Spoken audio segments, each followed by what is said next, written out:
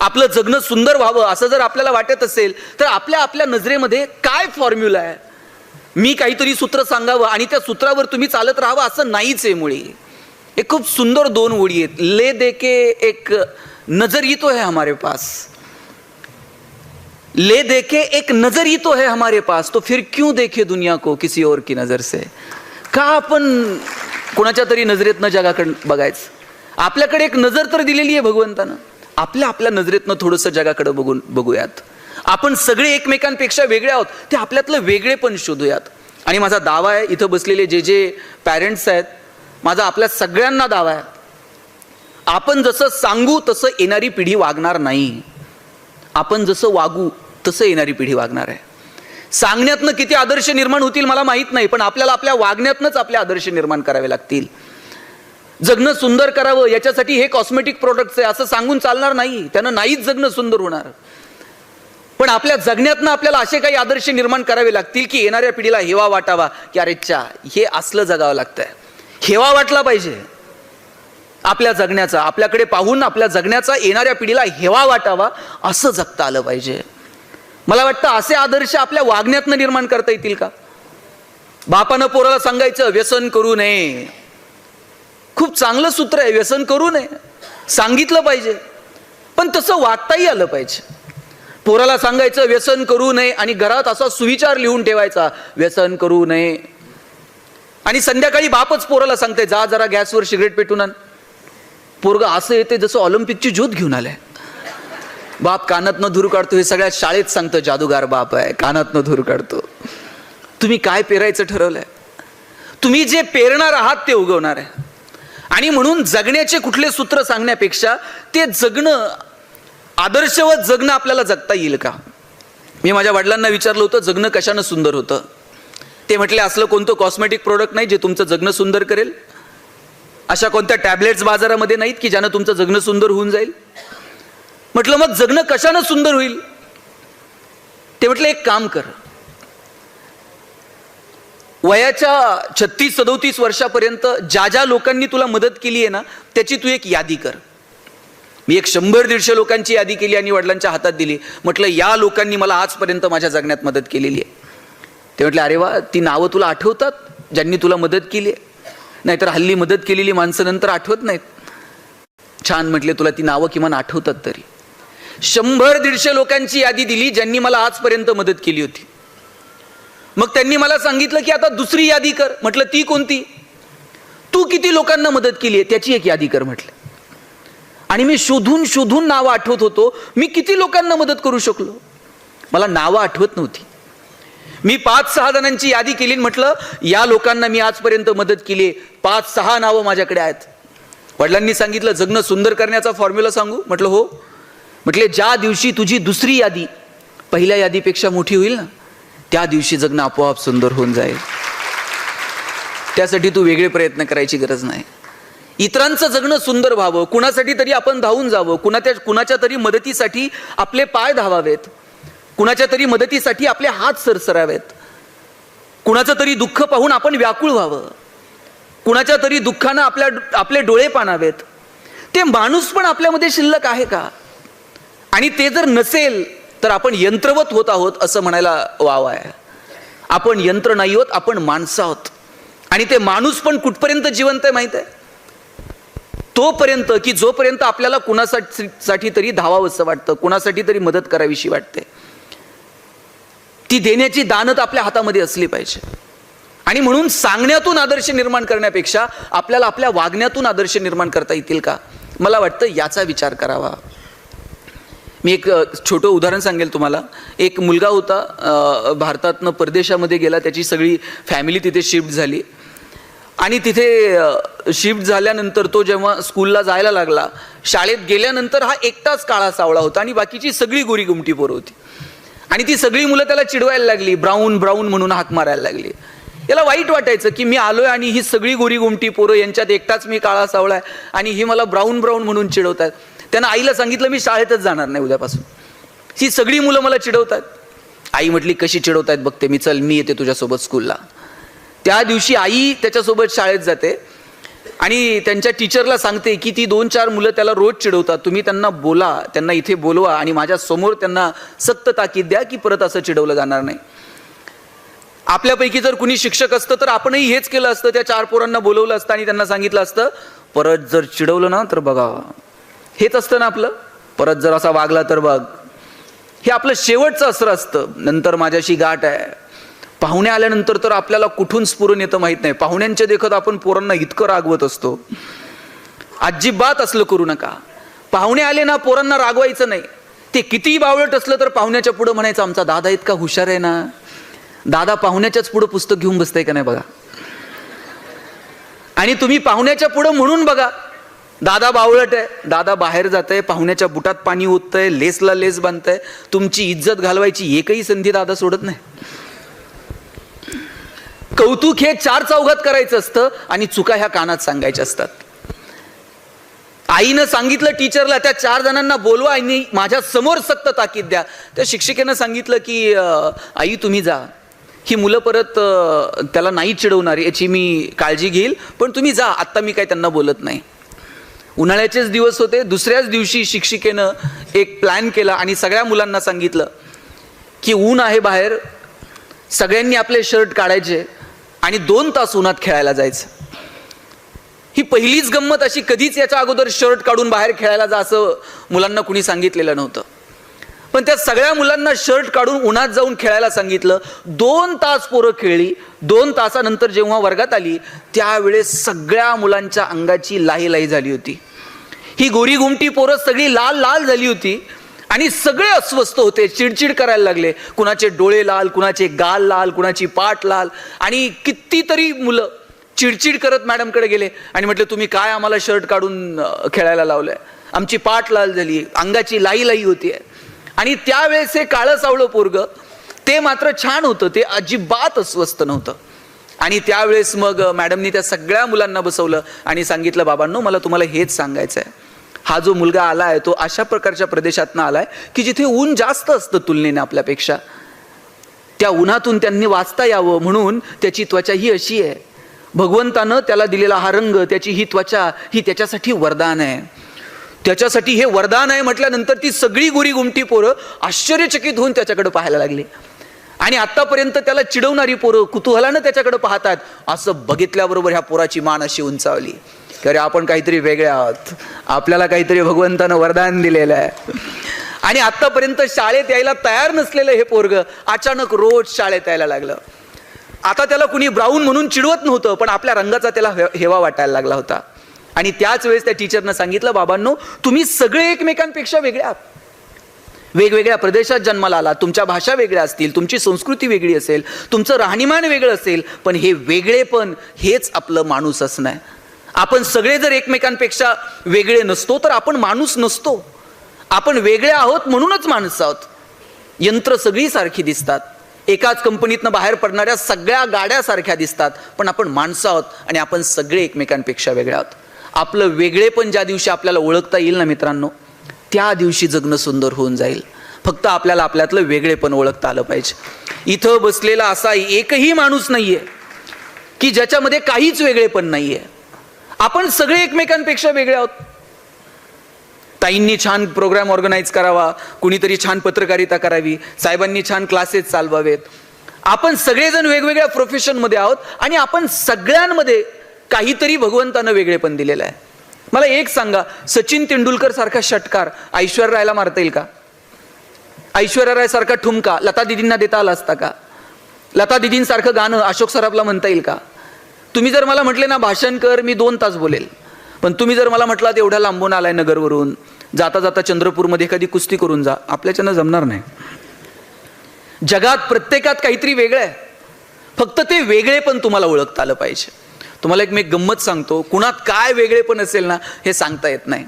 मी ज्यावेळेस कॉलेजला गेलो, पुण्यामध्ये मी डी वाय पाटील कॉलेजला MBA ला ॲडमिशन घेतलं. पहिलंच वर्ष होतं साहेब आमचं. आणि माझ्या सरांनी मला विचारलं, गणेश तू कॉलेजच्या गॅदरिंगमध्ये पार्टिसिपेट होणार का, भाग घेणार का? मी म्हटलं मी घेणार, सांस्कृतिक कार्यक्रमात मी पार्टिसिपेट होणार आहे. मला म्हटले तू काय करणार आहेस? मी म्हटलं आत्ता ताई जशा सूत्रसंचालन करत होत्या तसं मी गॅदरिंगचं सूत्रसंचालन करेल.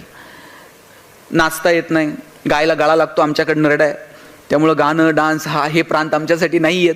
मी सूत्रसंचालन करतो. सर म्हटले तुला MBA कशात करायचं आहे? मी म्हटलं ह्युमन रिसोर्स मॅनेजमेंटमध्ये करायचं. ते म्हटले ज्याला ह्युमन रिसोर्स मॅनेजमेंटमध्ये MBA करायचं आहे ना, त्यानं अशी इंडिव्हिज्युअल ॲक्टिव्हिटी करू नये.